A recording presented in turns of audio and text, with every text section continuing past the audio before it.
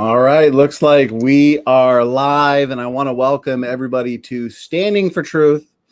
As you know, on Standing for Truth, we focus on the truth of biblical creation.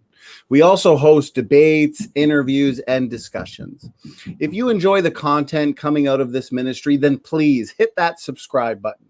And if you are already subscribed, please share this content around.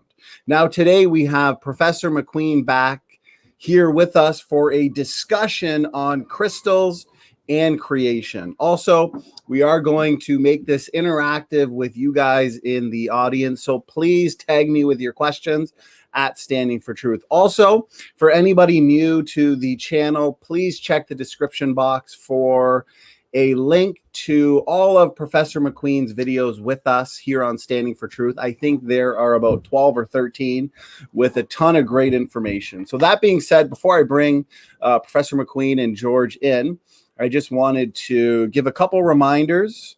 At the end of the month, we've got Dr. Frank Turek, who is going to be here with us for a discussion on I Don't Have Enough Faith to Be an Atheist. That is also going to be interactive, so please start thinking up your questions now, and therefore we can have a good audience Q&A.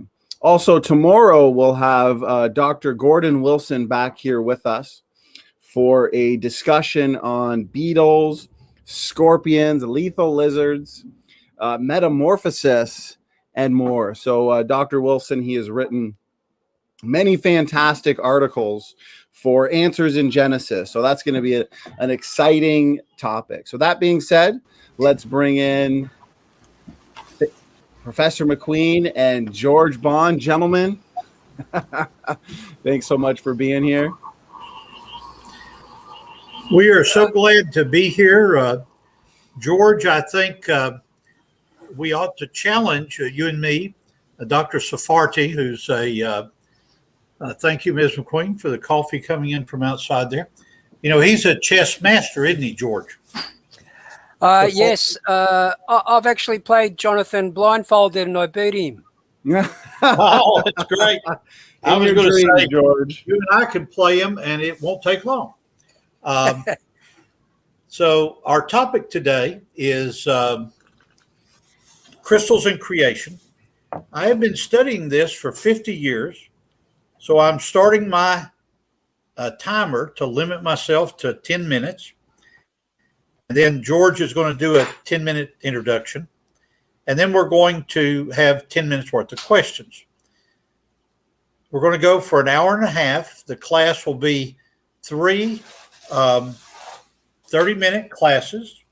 So get your pens and paper out because George is working on his PhD in McQueen School of Geology, and he'll be working on this through Christmas. And I've created a whole area that's called George and Geology. Today deals with crystals.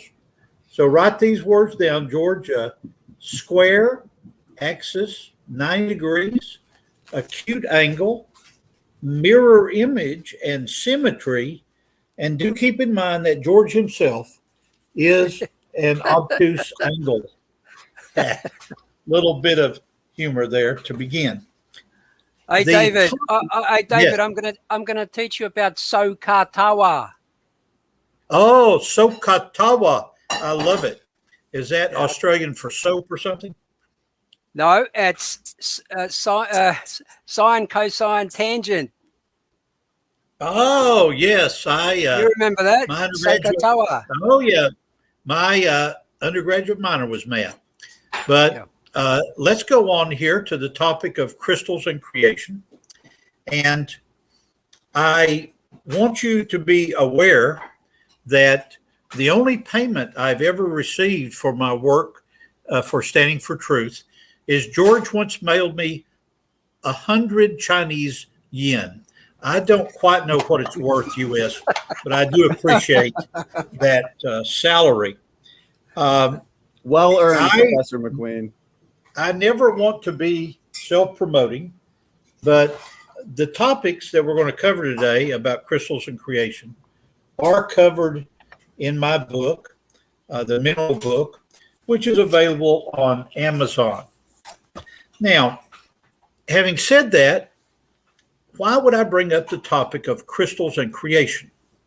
We're going to argue that the beauty of crystals and the symmetry of crystals, and I'll hold this up near the camera here so you can see these beautiful crystal clusters here.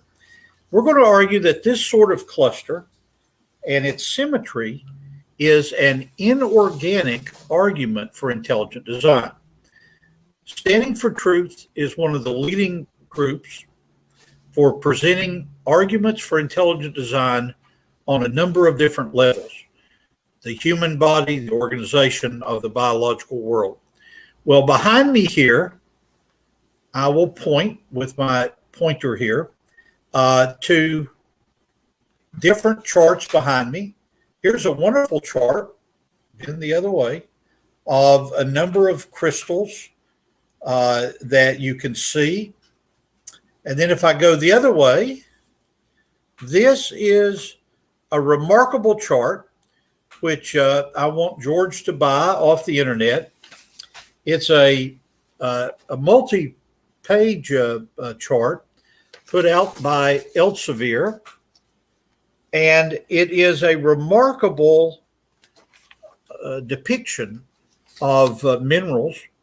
And for example, here's column 20 dealing with, if I bring it close enough, I think you can see that deals with the mineral agate in a very systematic way. Now, why would this be an important argument?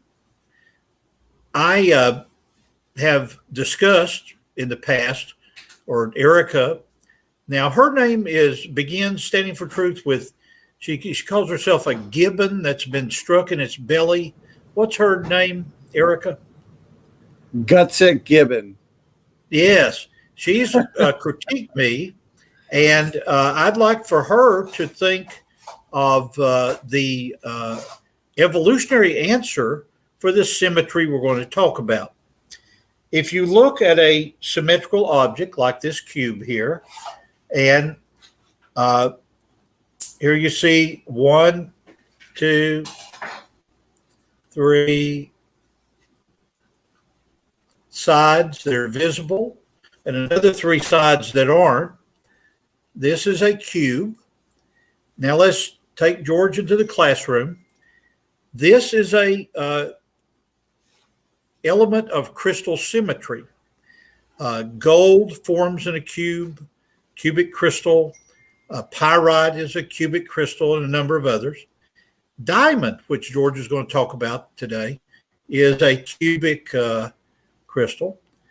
And so if you look at these 6 sides here, what I'm going to argue is that the symmetry of the 6 different crystal systems, we're going to talk about a couple here.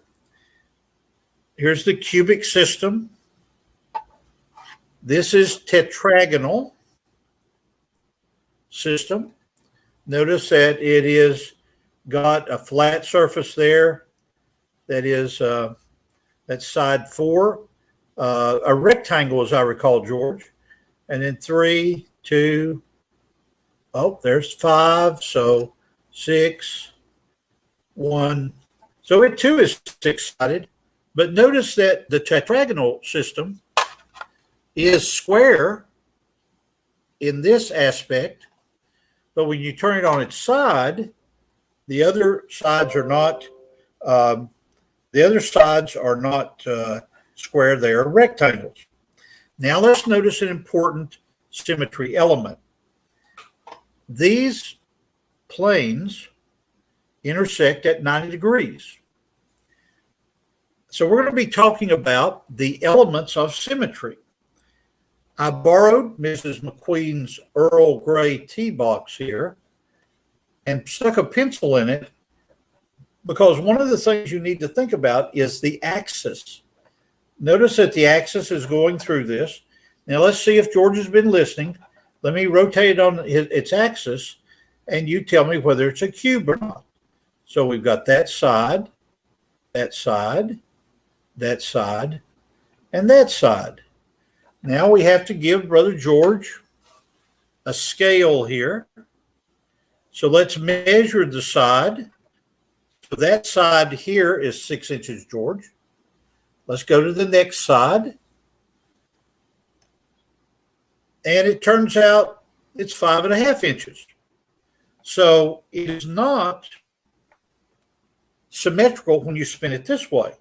Well, what if we turn it up like this and go around another axis like this? Let's see what that is. So the top of the box is 6 inches. And what would that mean about the bottom of the box, George? If the top is 6, the bottom's got to be 6 as well, yeah. 6 also. So these two sides match in the sense of they're 6 inches. So this is not a square. This is what would be called a orthorhombic or tetragonal structure.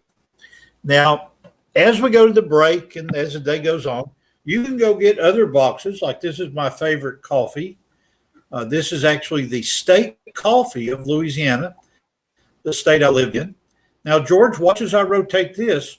Would this be a cube or would this be some sort of rectangle?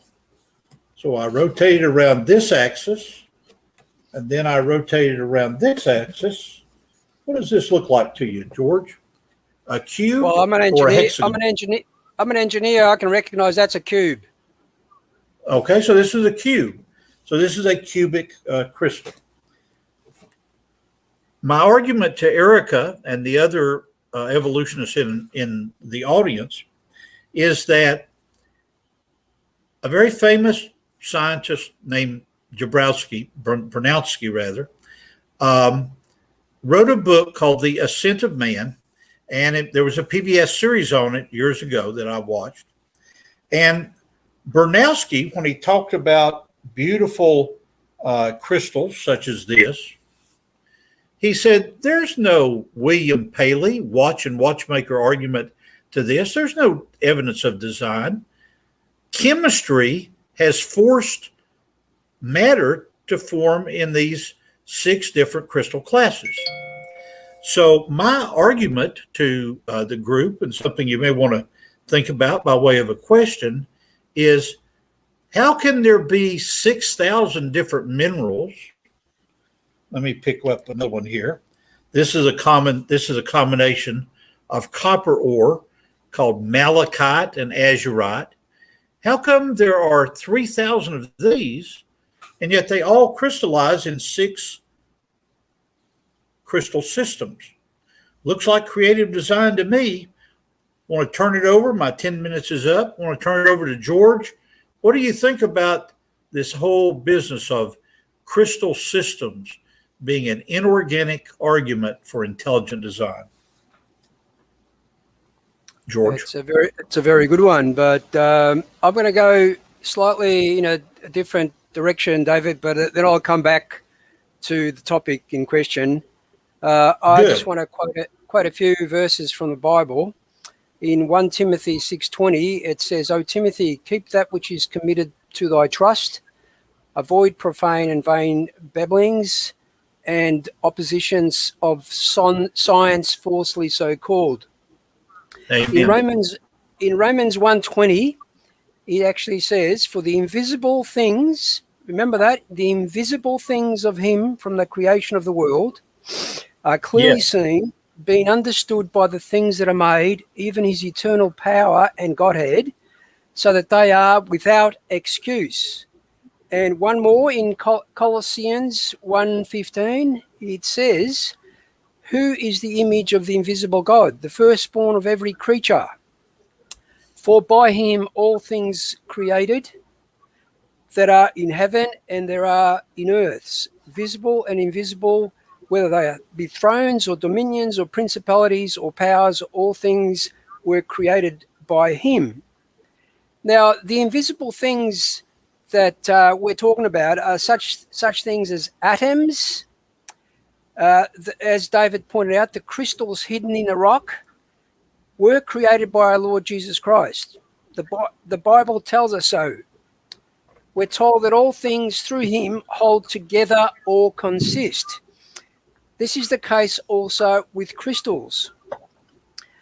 Now, when David and Standing and I were considering the next topic to present to you, we agreed to look into crystals and how it fits with creation. I have to admit, it took me a day or two to gather my thoughts and how I was going to approach this from an engineering perspective, all right? I wanted to give it a different flavor to a geological aspect. So firstly, perhaps I can get a PhD from your institution in engineering by Christmas. That way we'll both be doctors. Yeah, well, I went to the same school as Donnie, and I've got 10 PhDs. 10 PhDs from Harvard, right, brother? Now, before we go on, crystallography, by the way, that's called crystallography. It's a branch of science that deals with discerning the arrangement and bonding of atoms in crystalline solids and with the geometrical structure of crystal lattices.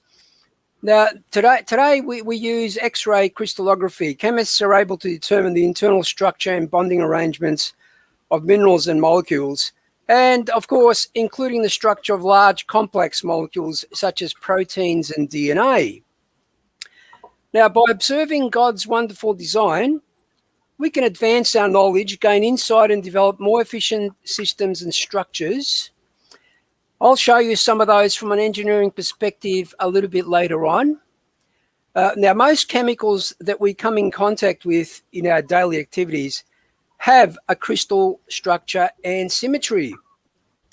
This is not obvious to us, of course, as they must be magnified or even X-rayed for it to be seen. Symmetry carries with it a demonstration of organization. Symmetry is organization. Please remember that. Now, in terms of structure, because we talked about the crystalline structure, do you know the first structure God commanded Noah to build was the ark, and it was symmetrical. Later, it was Moses with a tabernacle. In Exodus 25:9, God expressed to Moses the plan, the order, and the symmetry of his holy structure, including the, in quotation marks, the New Jerusalem is described by John using the scientific language of symmetry in Revelations 21. Now, the explanation of an ordered crystalline chemical world resides in the Creator who designed the details of the universe. Now, most of you would be aware that there are over, I think, 122 different measurements, or I think they refer to them as constants in physics and chemistry, that have over 10 to the power 40 chances of happening by dumb luck explosion or expansion in the, get a lot of this, the Big Bang Theory. Now, just to give you an indication, just two of those constants coincidentally coming together equate to 10 to the power 1/60th chance. Imagine 122 of them. They say, this is scientists and mathematicians say, a chance of 1 to the power 10 to the 50th chance is considered to be mathematically impossible. So, guys, we live in a fine-tuned universe. That Amen. many constants cannot happen by blind luck through a random expansion of space. Okay, so I'm not. How long have I gone standing? Oh, no rush. I would Okay, say we're up probably to about 8 minutes, maybe. Okay, well, Yeah, we're at I'll just 20 minutes now. Can I just share the screen, Sure. so I can show David something, and Thank you. I'm not going to embarrass you here, David, but you'll see. You're good to go, George. Okay, is it going? Yes. Okay, so what geologists and most people involved in rock mechanics actually look for is how they identify the minerals. And David's book, by the way, is excellent. It really is simplified to the point where you don't have to be a geologist or an engineer to understand it. Now, these are some of the things that they identify various minerals by. Their luster. This is a very analogous term, like vitreous, metallic, dull, earthy, and variations thereof. So you'll find there's a chart that geologists used. And by the way, David, that's very inventive of geologists to come up with a chart that nice and pretty. But I'll just add that engineers would actually memorize that. We wouldn't need it out in the field. So I hope I had a good dig at you there. We agreed 2 months ago that I am more handsome than you are, but you're smarter than me. Very good, very good. Yeah, you can see there the other 5 criteria that they use to identify the various minerals that they find. Okay, well, if we just look at the diamond, for example, this comes straight out of David's book. You can see there that they've used the 6 criteria to identify the diamond, and you'll notice at the very bottom there, it talks about the structure, which is cubic, and the hardness, which is 10. Now, they use the Morse scale where 1 is the softest and 10 is the hardest. You'll see diamonds are the hardest mineral that we find. Now, just to give you some information on diamonds, the diamond is the only gem that's made of a single element. It is typically about 99.95% carbon. The other 0.05% can include 1 or more trace elements, which are atoms that aren't part of the diamond's essential chemistry. Now, I don't want to get into the carbon-14 intrinsic issue, but just some things in terms of trace elements. They can influence the color and the crystal shape of the actual material. Many diamonds can contain trace elements, as I mentioned, and some of these trace elements are nitrogen or boron. Elements also found in the diamond are aluminium, boron, nitrogen, as I said, calcium, copper, iron, silicon, barium, magnesium, sodium, titanium, strontium, chromium, and silver. That's a lot of trace elements, but keep in mind they only represent 0.05% of the actual diamond. Now, nitrogen is the most important, of course, trace element in its classification. The presence of nitrogen clusters identify a diamond as a type 1 natural diamond. And Professor McQueen can actually talk about the different types of diamond if he wants to, but I really didn't want to go in that direction. Now, here's a hint, guys. If you're buying a ring for your loved one, bear in mind, if you have it tested and you find hydrogen and boron are detected in it, it indicates that the diamond is lab created. So either you do that yourself or you prevent your loved one from doing it for you. Otherwise, you'll be very embarrassed. Now, usually when we think of diamonds, we generally think of jewelry. But did you know that up to 80% of diamonds mined are used in industry, since they aren't usable as gemstones? They are ideal for bearings, as Professor McQueen points in his book, for instruments in lab, because some of these instruments actually rotate at thousands of revolutions a minute. Now, these bearings are so hard and strong, they do not wear. And of course, many of us have heard of diamond cutting tools that can slice metal thinner than a human hair. I have personally used diamonds in cutting materials to cut rocks and concrete and tiles. Now, I'm just going to scroll down here and just show you this. This comes from a secular website. I can't remember where though, but the diamonds formed, as it says, from carbon about 100 miles below the surface. That's approximately 150 kilometers, which represents a pressure of over 3 gigapascals and a temperature of over 4,500 degrees. Now, I've calculated that based on their geothermal gradient, where I think 30 degrees centigrade equates to 1 kilometer. So bear in mind that. And one of the interesting things that I found was a paper where they found micro diamonds were found in metamorphic rocks in Japan. And of course, these metamorphic rocks form at 450 degrees centigrade. That's 1/10. So secular science has to explain something there. Why is it that they claim that diamonds form 150 kilometers below the surface at temperatures over 4,500 degrees centigrade, while those micro diamonds in the metamorphic rocks in Japan are only at 450 degrees centigrade? Now, here's one of the structures. Here's one of the structures that David McQueen was talking about. And see, these are some of the other crystals. I'm not going to go through all of them because I think it will be here till next Sunday. Gypsum, zircon. We've spoken about zircons many times. Yeah, very important.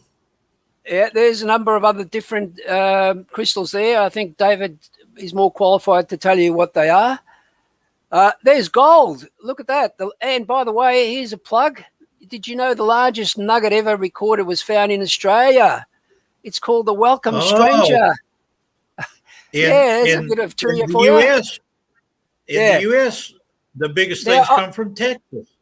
Yeah. But that comes from Australia. I'm going to stop sharing, but I've got a little short video to show you later on where our favorite anti-creationist / atheist said something about beryllium being an irrelevant element. I'm going to show you how ignorant and wrong they were, all right? Yes, but I'll leave that after our little break. Yeah. Now, Standing for Truth, we're ready now. I'm going to set the timer for 10 minutes worth of questions. So read the first question, and George and I will attack it, and I will start the timer for 10 minutes. Perfect. You guys are doing great. That 30 minutes really flew by. Everyone in the chat is finding this incredibly informative and interesting, including myself. So first question I have here, Professor McQueen, is, let me go to the private chat. Okay. Does the Navajo sandstone of the Southwest United States pose a problem for the global flood model? Okay, let's answer it in a crystallographic way. George has done a wonderful job in introducing you to the different crystal structures. This is quartz.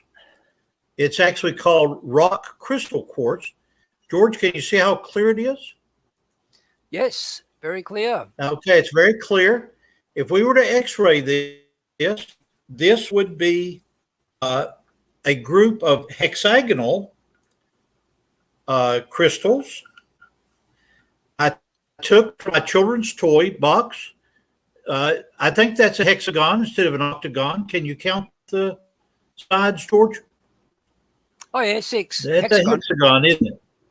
Yep. And so if you imagine these one on top of another, and then you put row after row after row together, you have SiO2, silicon dioxide.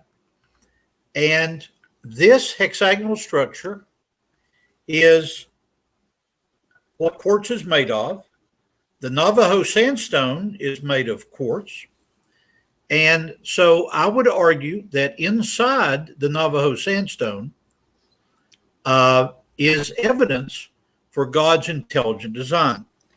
And my argument runs this way, and I'll get to that, the rest of the question in a moment.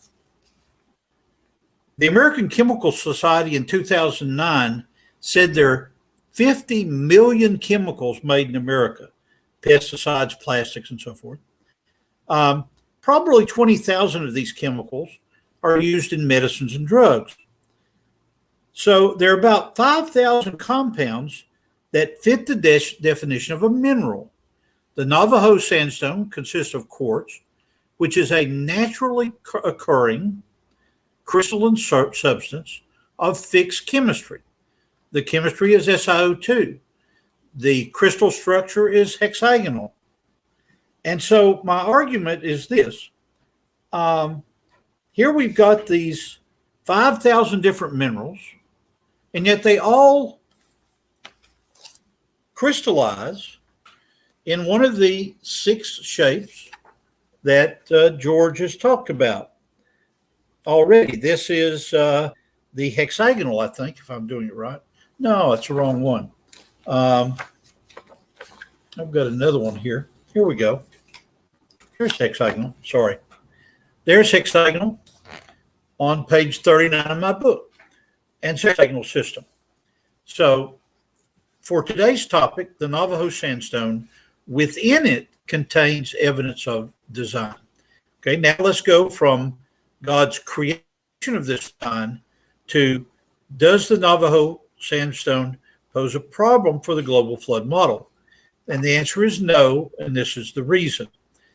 The Navajo sandstone is a very thick, very extensive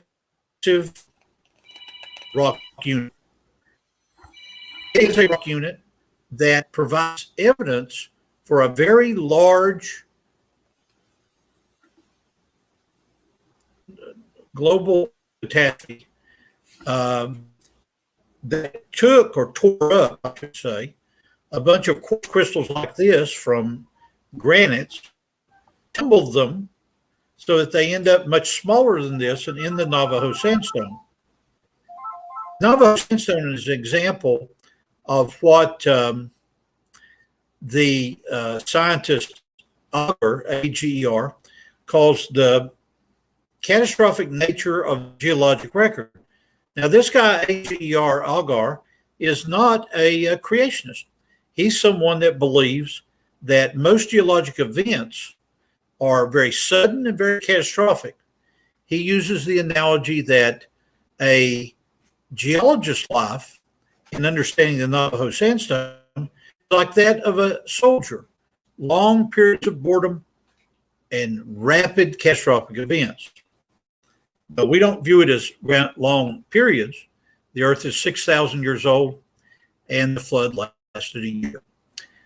Okay, thank you, Standing for Truth. Let's go to the next question. We've got 5 minutes left. I appreciate that, Professor McQueen. Let me see here. I'm going to pop this one on screen. Most of that answer we did hear, Professor McQueen, but there has been some. It looks like you're kind of coming in and out. I'm not sure if. Oh, really? Yeah, it's nothing we can't deal with, but it looks like possibly, I don't know if someone's using the internet at your house, or it's maybe every third word is kind of coming in and out, but we can definitely deal with it. I just wanted to let you know. Let me scoot in closer to my microphone. And does this help if I say, in the beginning, God created? Can you hear all that? Well, we can definitely hear it. It's the connection's a little bit, I guess, fuzzy. Yeah. George, are you there, brother? He's but we're still getting most of it. Phone ring. Okay, go on to the next question. Okay, so this question comes in from Crimson Air. He says, assuming the mineral crystals near the surface were supernaturally created in situ during the first 6 days, could accelerated nuclear decay have been a byproduct of that process? Okay, Crimson Air, I appreciate that. And let me clarify something I may not have made clear. It is certainly the correct case that during creation week, granites were formed. This follows on Bob Gentry's argument about radioactive halos, Bob Gentry's own work about giant halos that ties in to a previous discussion about accelerated radioactive decay.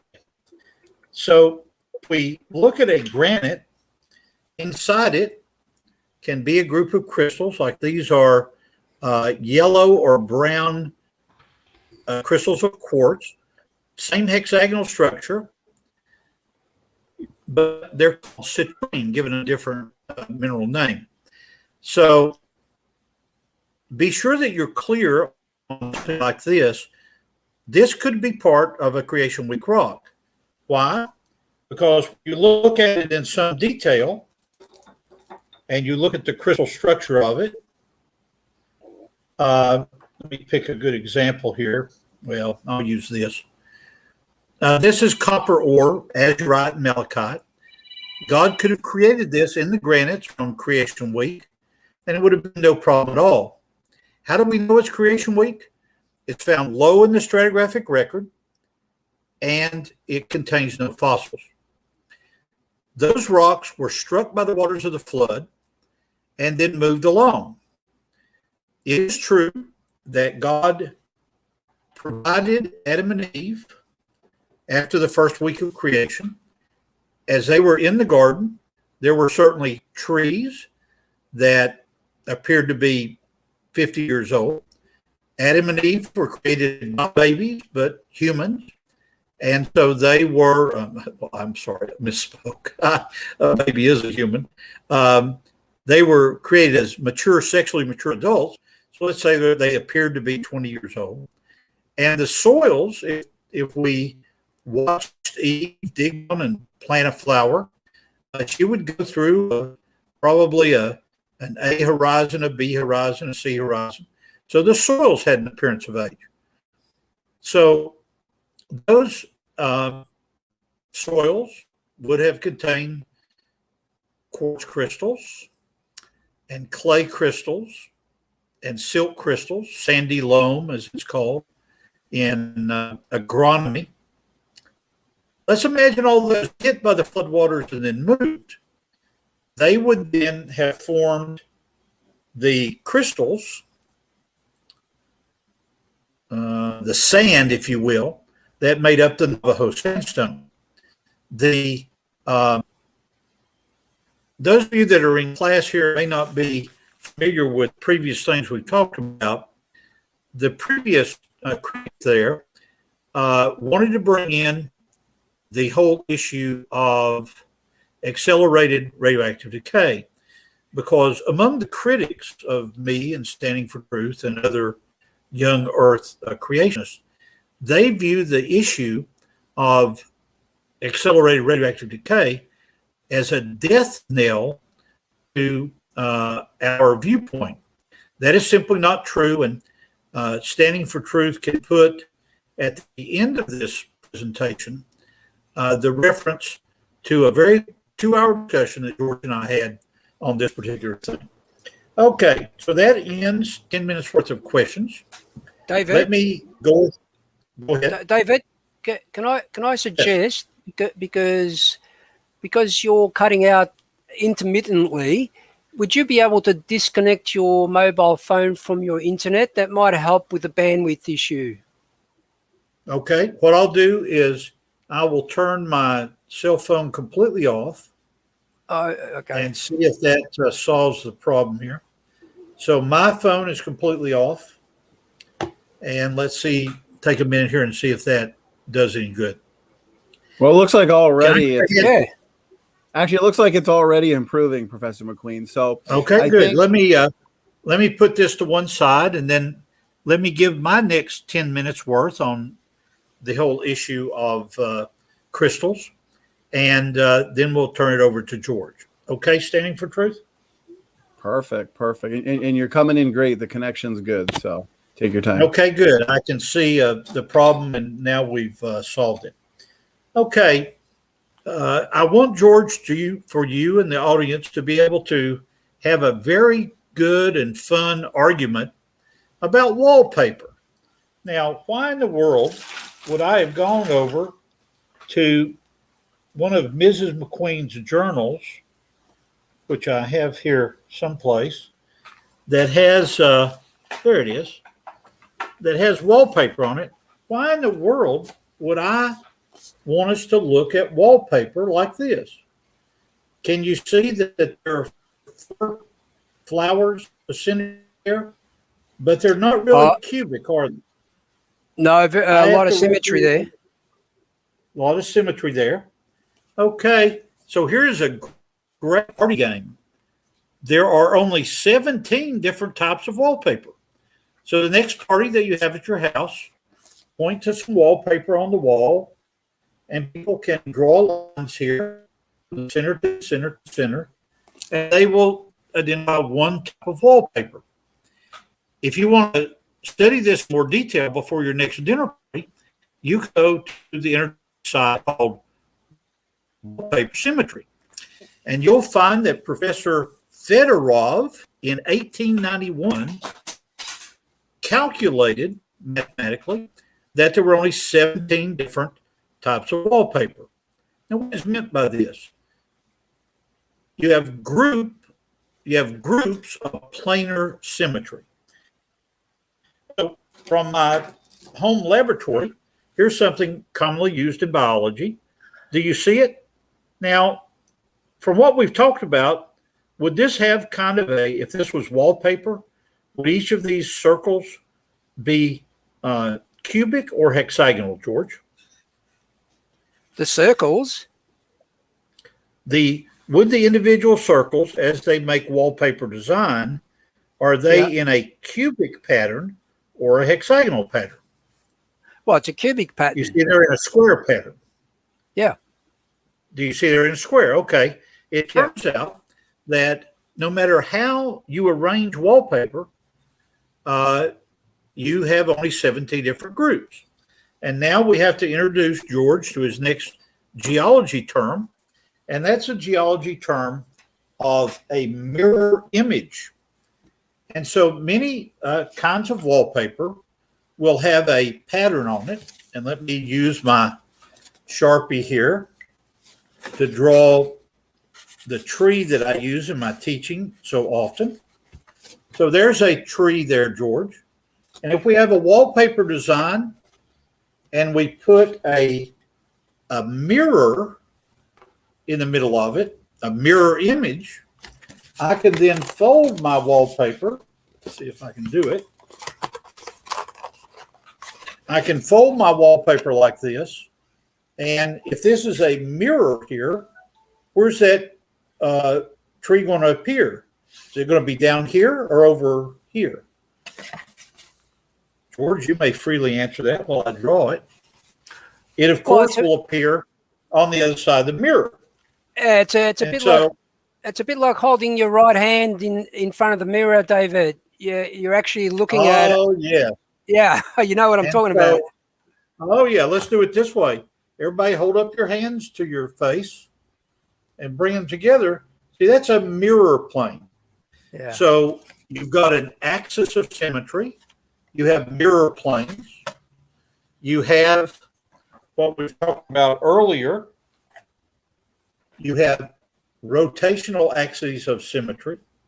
And so next party you have, challenge your guess to find more than 17 repeating patterns.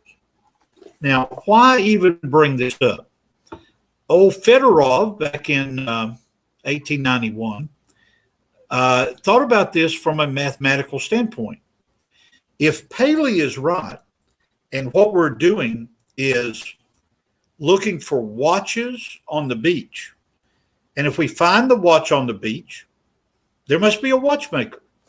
So if we find this level of symmetry in all of the different minerals that I have, other side, David, all the different levels of symmetry that you see on this chart, all these elements, and then we've got these very beautiful ones on this side of different crystals and so forth.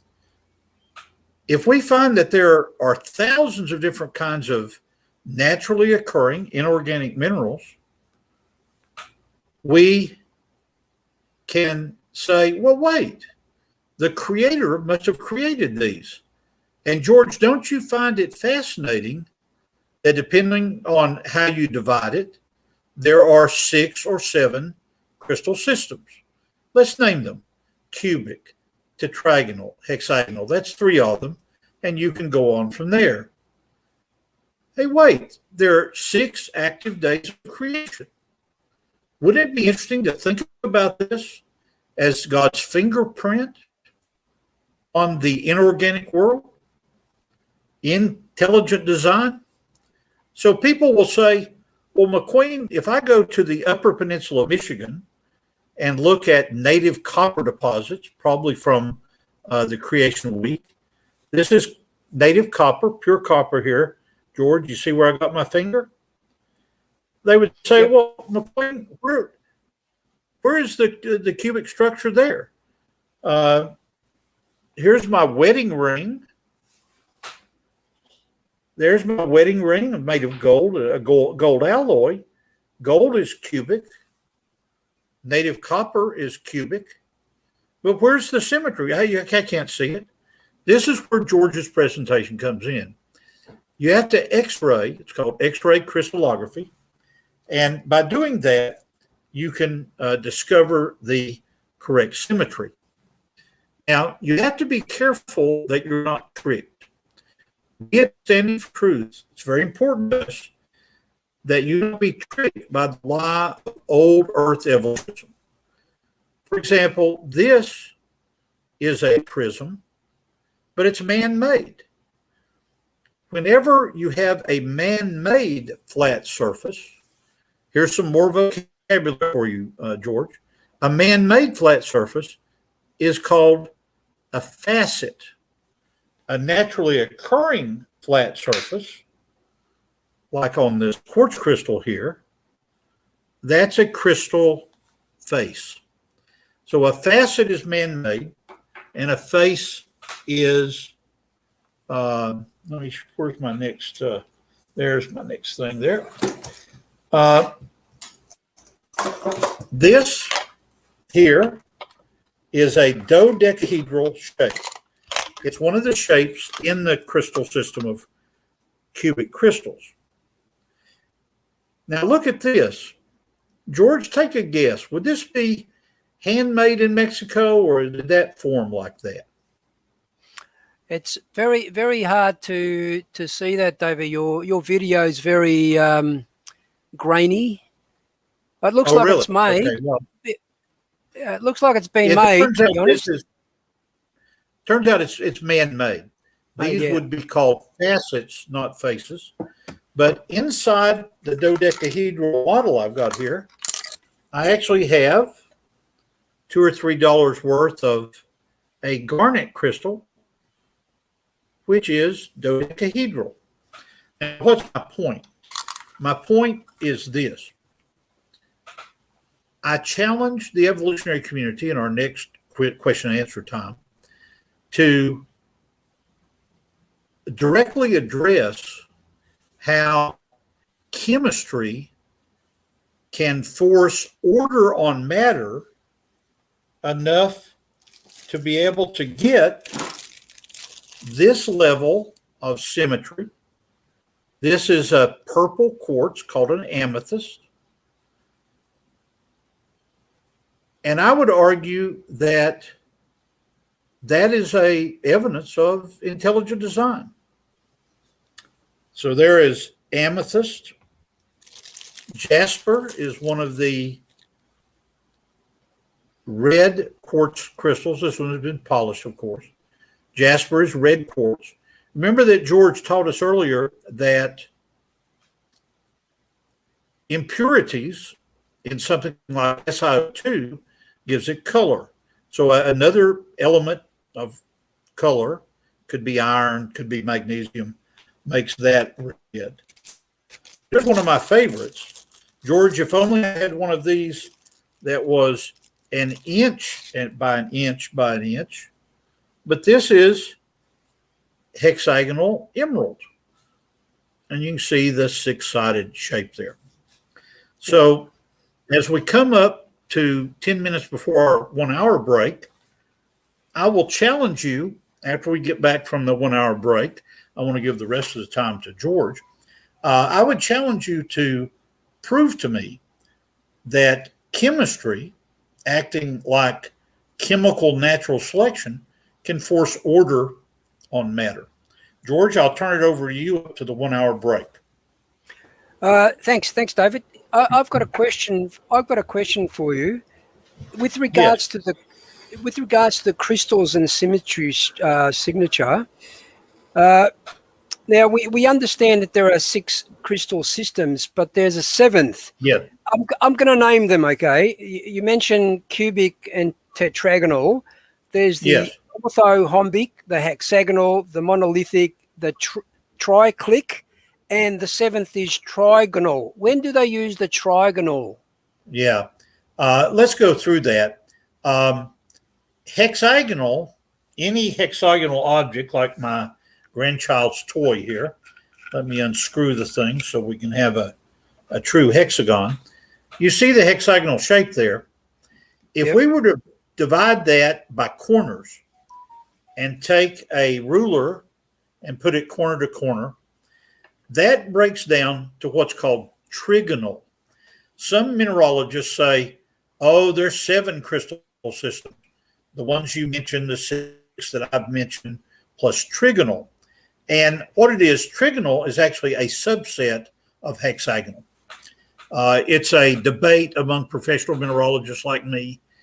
I chose to simplify my book by leaving out trigonal and just dealing with hexagonal. Okay, thanks for that. Just bear with me for a second because I want to share the screen and I want to talk about the beryllium. So, Standing, if you could, let's see, I'm going to go into share screen. And I hope, class, you realize that George is the world's best screen sharer. He is an expert at this. You mastered it, George, and you're addicted now. I like it because I'm addicted. Yeah. you've Now, always got good information and visuals. So go ahead, brother. You're good. Can you see that, Standing? Yes. Okay. If you're playing a video, make sure. I think you did. You Yeah. just got to make sure you click audio before you share screen. Oh, that's right. It's just background music. But what I'll do is I'll do a bit of narration behind it. I'll actually pause it at various stages and probably get Professor McQueen to make any comments that he wants. But I'll just give you a bit of a rundown of why I made this little 3-minute video. This was probably months ago, in a stream where, again, our favorite anti-creationist / atheist mentioned that beryllium was an irrelevant element. Now, I took that up and I thought, no way, I don't think she knows what she's talking about.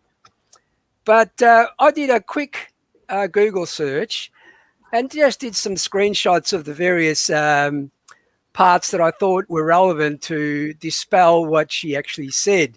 So I'm just going to play it for you. But before I do, I just want to say that beryllium itself does not occur naturally in nature, but it is found in, and I think David will concur here, it's found in beryl and emerald.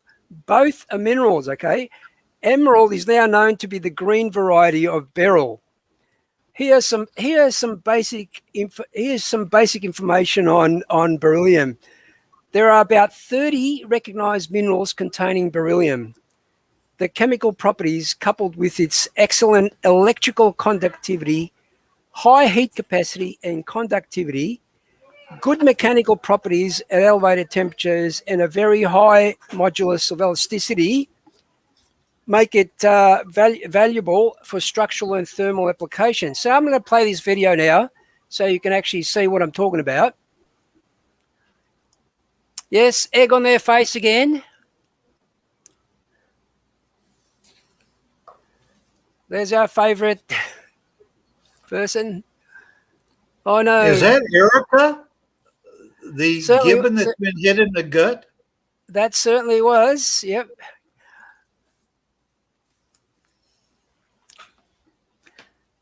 So it's, a lot of times they don't want to hear explanations, and this is their motto: don't question us, We know what we're talking about. Oh, Erica, you look so surprised. Oh, we just need more time. Oh, here we go. Now, there's the table there that everyone's probably aware from high school chemistry. But that's beryllium there, right? That I've circled. And Oh, yeah. as we go through this, I'll explain to you some of the uses that are associated with beryllium. Okay, you can see it's highly toxic, carcinogenic, has a sweet taste. So don't put your tongue to it, please.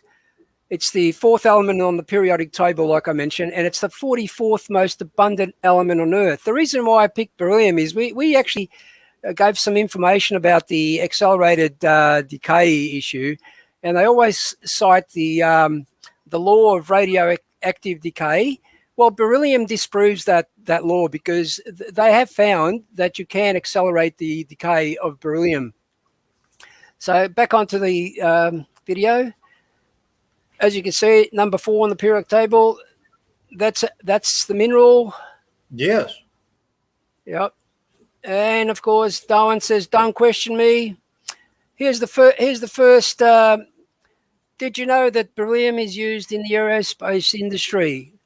Obviously, Erica didn't know that when she made that comment.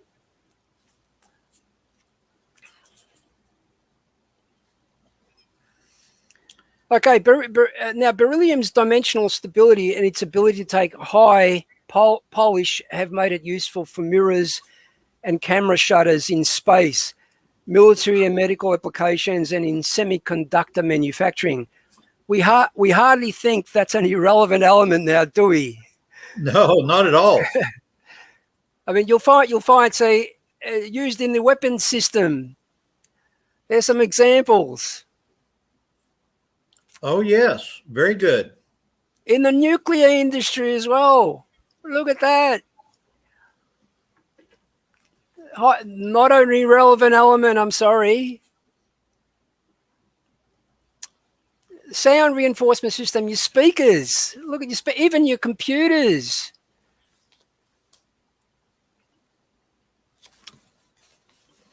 Very good. There's in alloys. Everyone that's used a spanner like that, a shift, I don't know whether you call it a spanner, but in America, but we got a spanner, and you can see there they actually add beryllium to add strength to it. And of course, as you can see there, it's also used in the making of missiles. Yeah, in the U.S., what you call a spinner, we call a crescent wrench. Oh, yeah. Oh, you guys are funny, though. Well, not as funny as Australia. I'll just pause it there so you can have a read of it. But you can see that beryllium is used as windows in the nuclear industry, and this dirt contains about 1% of the bertrandite, the world's most economical source of beryllium. Yes, they use it in copper as well. The oxide, beryllium oxide, it's highly hazardous. Yes. There you go, computer components. And of course, insulators for the electricity industry.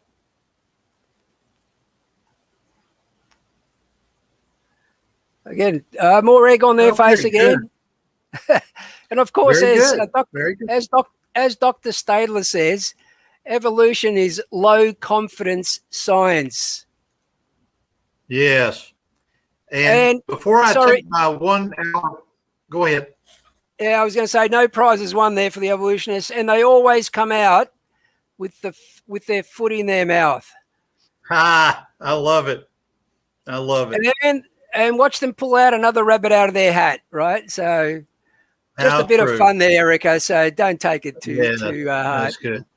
Yeah. Now let's turn for a moment and comment about. Let's turn a moment and find out why Erica is so confused.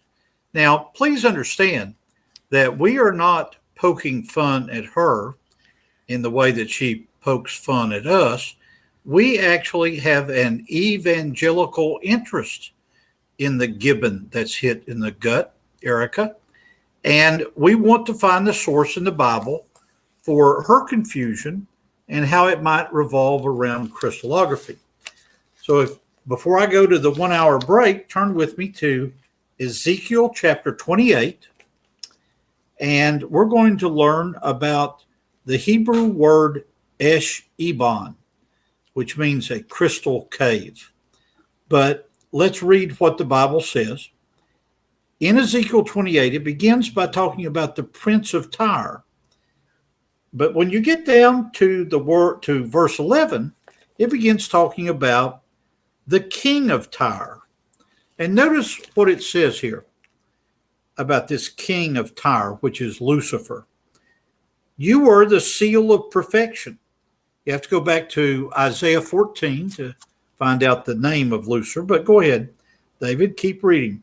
You were the seal of perfection, full of wisdom and perfect in beauty. You were in Eden, the garden of God. So we know from Genesis chapter 1, 2, and 3 that Lucifer, appearing as a walking, talking serpent, appeared unto Eve. How could he be so intimate? How could he have even known where Eden was? Well, let's read on. You were in Eden, the garden of God.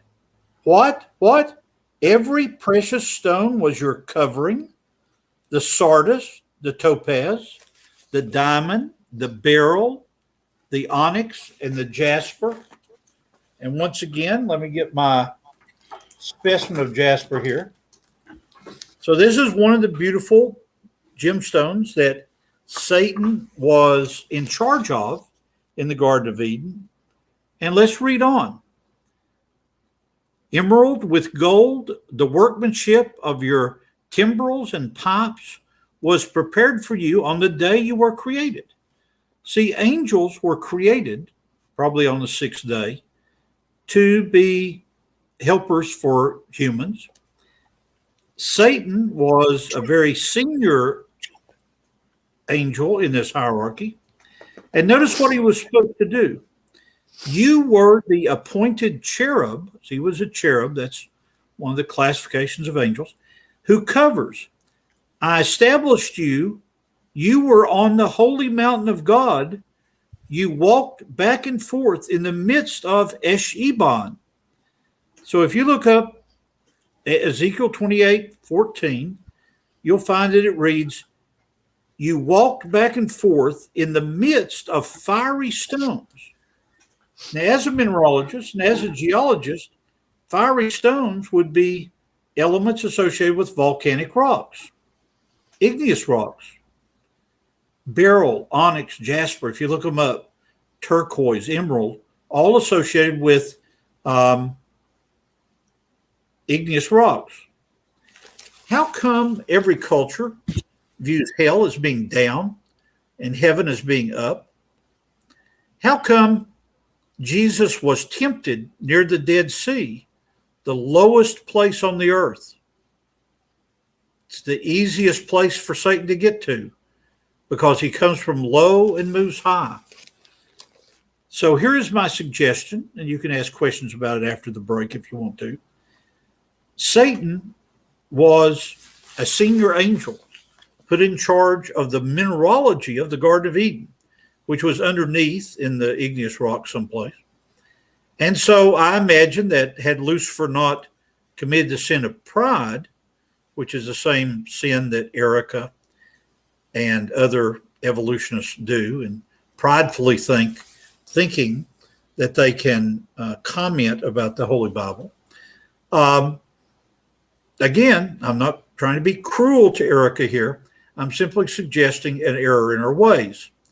It reminds me of the old poem from one of my Scottish cousins, Burns, I think his name was.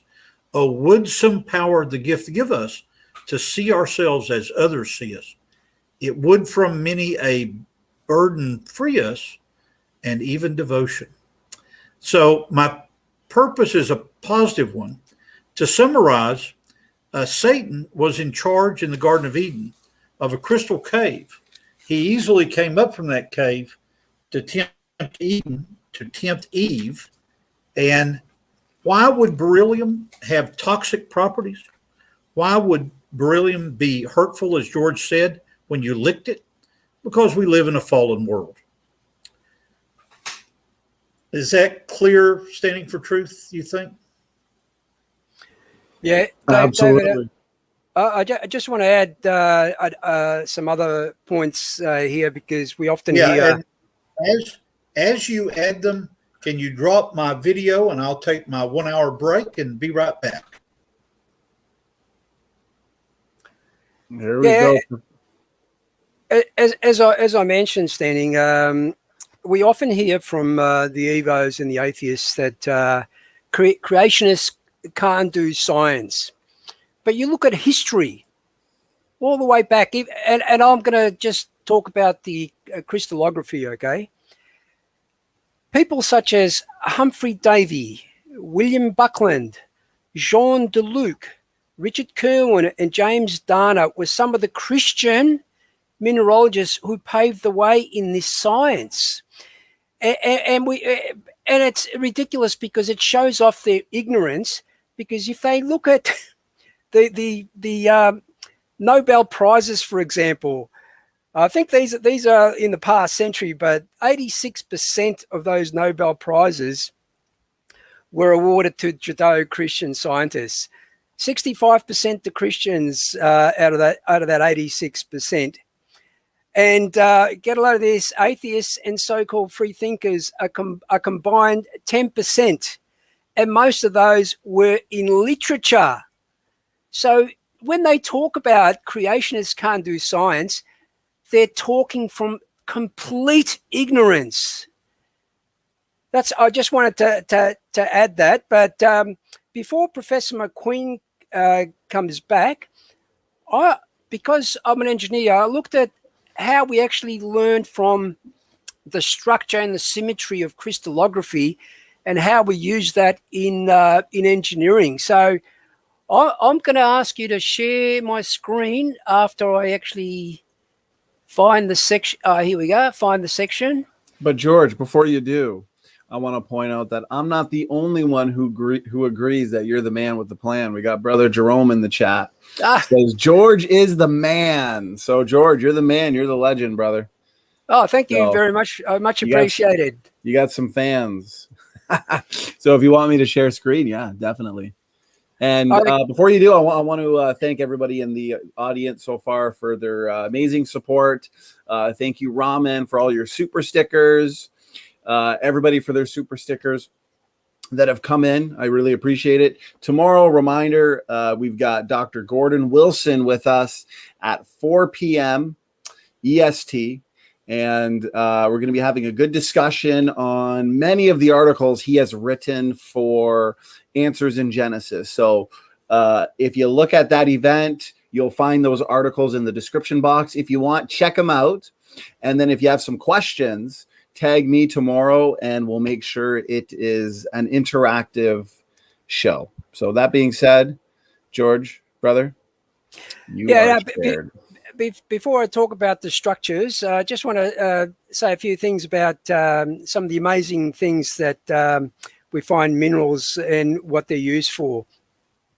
Now, you probably don't know, but if you've ever seen, say, Cleopatra or some of the old ancient Egyptian movies, there's a mineral called stibnite. It was actually used by the Egyptian women as a black eyeliner, but apparently it was made them teary. So I don't think they used it for too long. But now more recently, it has been used in lead alloys, mainly in batteries and semiconductors in the electronics industry. Now, for example, our study and understanding of crystallography has led to the development of new engineering structures, and this is what I want to talk about now. Now, by studying these structures and their symmetry, we were able to develop solutions for engineering projects once thought to be too complex and expensive to construct. Some of these structures you have no doubt witnessed in your city. I hope you have seen. We in engineering, we call these space structures, okay? And just to tell you, when we first, we probably stayed away from these structures because they were a nightmare to design by first principle. But since the advent of computer software, those structures are easily analysed and designed to ensure the stresses are safe. But you can see there, in that particular case, how that structure has been used probably more for aesthetics than anything else. But you find there's a building that if it was designed from conventional materials, you'd probably find it would have been too expensive, and the spans involved would have necessitated very deep steel beams or concrete beams with columns. So a space structure gives you that open feeling, and it allows the natural sunlight to enter into the building. If you're looking at gardens and things like that, you've probably seen some of these structures on the side of buildings. Even in the space industry, they're starting to utilize these space structures. So we've learned a fair bit about how these things work, and we've worked out solutions to them, and we can design them for efficient use of these kind of structures. Now you can imagine building something like that in space without structure. You imagine the payload you'd have to actually carry into space to do that. Those things are very light materials. They're very easily constructed. They're bolted on together, so ease of construction, lightweight, and very specific for the application that you see there. Okay, well, I won't talk about the conclusion yet because we'll wait for Professor McQueen to come back, and I'll talk a bit about organic and inorganic chemistry. Is Professor McQueen back standing? Yes, he is. And as a matter of fact, I want to comment. I've been back for 30 seconds, so I've seen your screen. Ask yourself in the audience, why do we live in square, rectangular, cubic, hexagonal, Buckmaster Fuller type of structures? Why do humans appreciate symmetry? If you look at what Scripture teaches, you will find that every important building is got a cube in it. The tabernacle, inside it, the Holy of Holies, Holy of Holies, was cubic. In the various temples, Herod's temple, for example, the temple that Jesus went into, the innermost part was cubic. Why? Because that's the most symmetrical. That's where we find God. Here is the book from my shelf brought by Bernowski. It's called The Ascent of Man. It's a PBS series, and it's the only place I've ever found where an evolutionist tries to talk about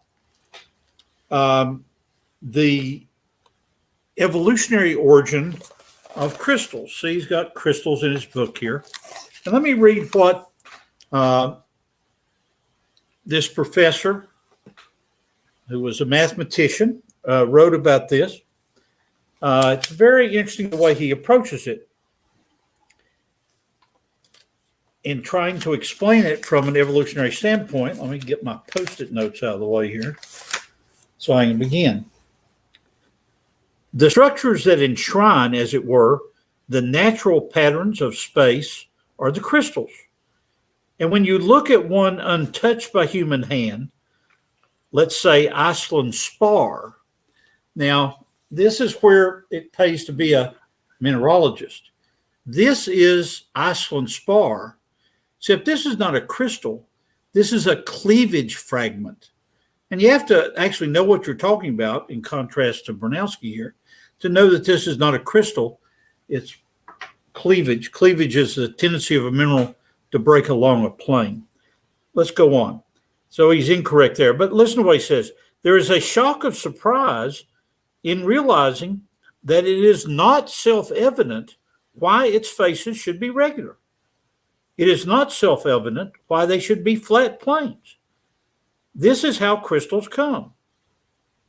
Are we used to their being regular and symmetrical? But why? They are not made that way by man, but by nature. That flat face is the way in which atoms had to come together one by one. The flatness, this regularity, listen to this, George, write this down. The regularity has been forced by space on matter with the same finality as space gave the Moorish patterns. This is patterns of wallpaper they was talking about. They're symmetries. How you like that, George? His only explanation is that chemistry forces regularity. Okay, we are now at an hour 17. So I'd like to take a question. David, question from the audience. Before you take a question, I forgot to mention something. I actually had a COVID. I actually had a COVID test yesterday, and the amazing thing, the nurse asked me, "Have you lost your sense of taste?" I said, "No, I always dress like this." That's really true. We've got to, by Christmas, get Standing for Truth to buy us matching outfits. Okay, let's go to the question, Standing for Truth. Pick one for us, please. Okay, so we've got a few questions here, and this question and topic kind of came up a few times, so I will merge all the questions pertaining to this specific question into one. So question from Andrew, thanks for the question. He says, is there any validity to the evolutionist argument that carbon in diamonds is nothing more than background radiocarbon? Okay, let me address that two ways.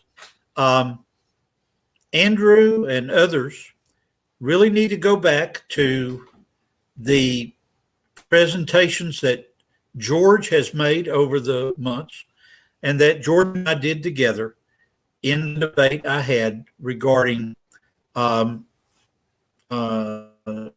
radioactive decay and the issue of diamonds. Let me use diamonds and give a crystallographic counter argument to this whole idea that carbon is background detection. This is as foolish, I might add, as people looking at the periodic table and saying, "Oh, beryllium is trivial." As a former university professor, I'm shocked. Let's mark their copybook. That certainly is a failing answer. Let's use this as an example. This is artificial. It's been carved in Mexico from onyx, I guess. But it's used as paperwork. But using what we've taught you, if I hold it like this and rotate it 1, 2, 3, 4 times, those 4 faces repeat. And then if I go to the square one here, and it repeats 4 times. So this is cubic. This is the same as diamond. It's a foolish crystallographic argument to say that there's something of evolutionary magic in carbon-14, the radioactive. You see, it's a death blow. It's a mineralogic death blow to the evolutionary viewpoint to have carbon-14 in diamonds that are supposed to have been blasted up from the mantle 1 billion years ago. You shouldn't find any carbon-14 at all. Right, George? That's correct, David. Look, I've delved into this quite a bit. I've even spoken with Dr. Baumgartner just a few days ago, probably last week, actually. I hope you get better, Dr. Baumgartner. But look, if anyone is really interested, there was a paper written by two scientists, Taylor and Southern. There's a report on that where these are secular people, by the way. They actually tested, the carbon-14 issue on 9 diamonds that they sourced from Brazil, I believe, and even they found measurable quantities of carbon-14 in them. Hello, but they then, in getting a rescue device, they claimed that it was machine background radiocarbon contamination. Now, Dr. Baumgartner has written a response to that. If you care to search Google or maybe Answers in Genesis, you'll find that paper. It's titled, "Are the radiocarbon results caused by contamination?" Now, Dr. Baumgartner goes into it in quite detail, where he cites various aspects of that paper and shows that that carbon-14 is intrinsic to the diamond. So it's really nothing more than just another rescue device, because they must find a solution to this, because it's a sore point for them. And a catastrophic point for them. They will resort to all sorts of imaginary rescue devices to show that it's just background information. Now, the paper that he cites, right? The paper is by R.E. Taylor and J. Southern. It's titled "Use of Natural Diamonds to Monitor 14C AMS Instrument Backgrounds, Nuclear Instruments and Methods in Physics Research." You can do your own research and find out what they've said. But I've been on some sites where various atheists and anti-creationists have been really discussing that particular response from Dr. Baumgartner. And really, at the base of it, all they do at the conclusion of it, they call creationists just liars. I mean, we've heard that so often. Let's deal with that. We have 10 minutes left.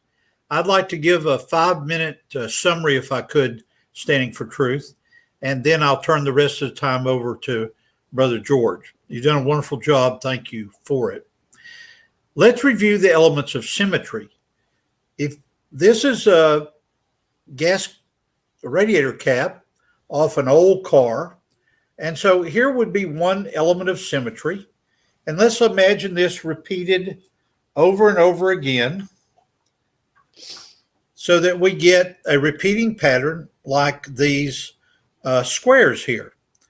Those repeating patterns can only occur, according to the mathematics of Fedorov in 1891, in only 17 different kinds of wallpaper. It's a good game to play. Imagine this repeated on wallpaper. More importantly, if we look at the minerals like jasper that occur naturally, they are naturally occurring chemical compounds that have a fixed chemistry and a crystallography, and they are inorganic. And so this is a definition of a mineral. There are thousands of these. So my challenge to Erica, as the gibbon hits her in her gut, my challenge to her is explain to me why 3,000 naturally occurring chemicals appear in only 6 different crystal classes. And then of the tens of thousands of other chemicals, some of which are inorganic, why can we do it? I would challenge you to take a thread and balance it on a glass of water filled with salt. Now you got to put enough salt in it that it doesn't dissolve. We're going to be talking about this all the way to Christmas, Erica, so you got plenty of time. Dip the string in the salt and leave it there for several months. When you pull it out, you will see a beautiful salt crystal, a cubic crystal. I would argue, in conclusion, that Paley's argument about watch and watchmaker is a logically irrefutable argument. Now, evolutionists can write books called The Blind Watchmaker all they want to, but common sense tells you that a blind watchmaker could not create something with even the simple two-dimensional symmetry of wallpaper. And so it's a foolish argument. And it's foolish because it does not revolve around the four things that are so important to me that you've heard me communicate. The Lord Jesus Christ is the only way to God. It's the only way to avoid the hell that Satan occupies even today. The Lord Jesus is the creator, but he's the offended creator. Adam and Eve chose to sin, and that sin nature has been passed down to us. So he's the creator, he's the offended creator, God the Father is. The Lord Jesus came, and he is the Savior, so he takes away the offense, and then he's the coming King. And so we want these lessons to take you full circle from creation, a young earth, through the cross, and all the way around, so that every argument, every person ends up falling at the foot of the cross. Thank you for the time today, gentlemen. I've enjoyed it very much. Amen. Amen. Very well said, Professor McQueen. And I'm simply going to sit here and watch as you and George conclude. Yeah, I was going to add my concluding remarks. I've got a lot more to say, but I think we'll cut it short, and I'll just go to my conclusion. Standing, I'm going to share my screen. Sure. Just bear with me. Okay, my conclusion. Now remember, you have to believe in God, okay, with all your heart. And please believe that he has a plan. This is just a religion. Evolution is nothing but a religion. This is why they pounce on anyone who questions it. That can't be science. Science itself is about critique. If you question or prevent the critique, then it's not science. It's a religion. And as I always say, evolution is nothing more than presuppositions supported by a vivid imagination, unproven and unverifiable assumptions, biased and subjective interpretations, outlandish speculation and conjecture grounded in untestable hypotheses, which makes evolution no more than just so stories. I have read hundreds of papers, and you'll find one or more of those in every one of their papers. But I don't consider that as science. I come from a engineering background where analytical science is what I look at. If I can't prove it through observation and repeated testing, I don't believe it. I'm sorry, but that's how I look at it. And as Dr. Jackson says, God bless and keep thinking.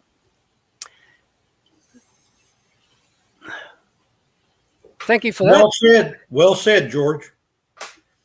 There is an empty chair. That doesn't mean the rapture has occurred and you and I are left behind, George, does it?